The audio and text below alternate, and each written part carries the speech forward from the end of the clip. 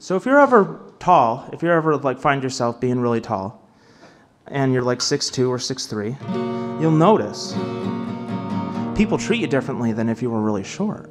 It's interesting. If you have a decent vocabulary, people just assume you're smart even if you have no idea what you're talking about. And there's all of these things that people don't necessarily talk about that seem to have huge impacts on how people live their lives, and we just pretend it doesn't exist because it seems too simple. But yeah, I guess this is kind of about that, but it's not about being tall, right? Yeah. I wrote this song. It's called Carmella. It's something. I wrote it last summer.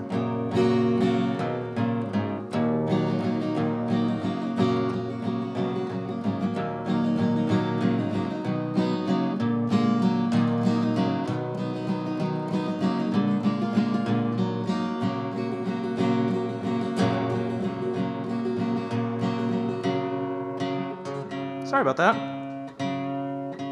Speaking of,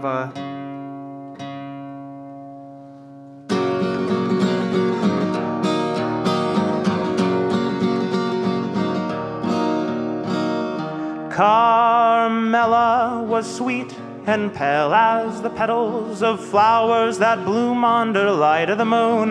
They knew poetry and songs and dances and riddles, but felt cursed with the weight of an impending doom. Because she had seen the way others were treated, more plain-looking girls and most of the boys, they were challenged and bullied and crushed and defeated, but Carmella got nothing but affection and toys. She knew that she had to escape this dark fate of being treated like a most precious object.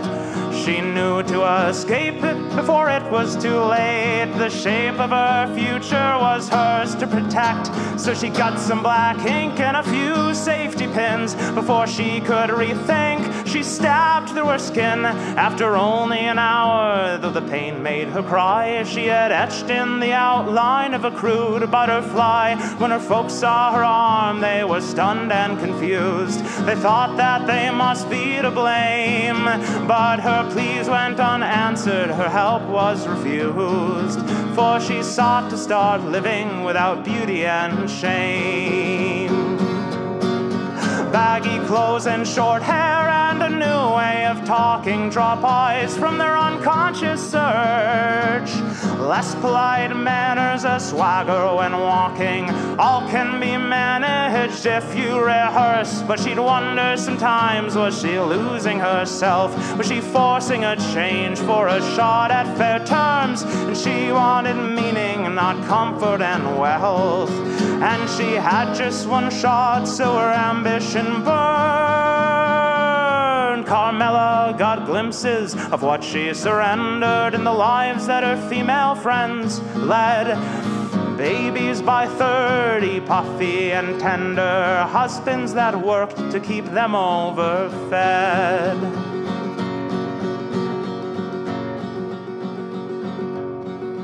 Well, the passage of time seemed unkind to her friends. They told her that something had changed. Special treatment and patience had come to an end. Strangers were acting distressingly strange. But Carmella didn't notice that much of a change. Turtle-necked with a stately mustache, her dealings with peers, old and new, stayed the same. If she needed assistance, she just had to ask. As an elder, Carmella would often reflect on a life so impactful and strange. She chose her own terms to accept or reject, a grizzled old witch, not a porcelain dame, because most flowers bloom for just a few days, while rootstocks and thorns make longer stays. So hours spent learning and building our mind can provide for those folk fate or chance leave behind. Carmella never mourned for the life she had led, or felt that her work was a waste. She had work to propel her whole people ahead, and focused much less on having the prettiest face.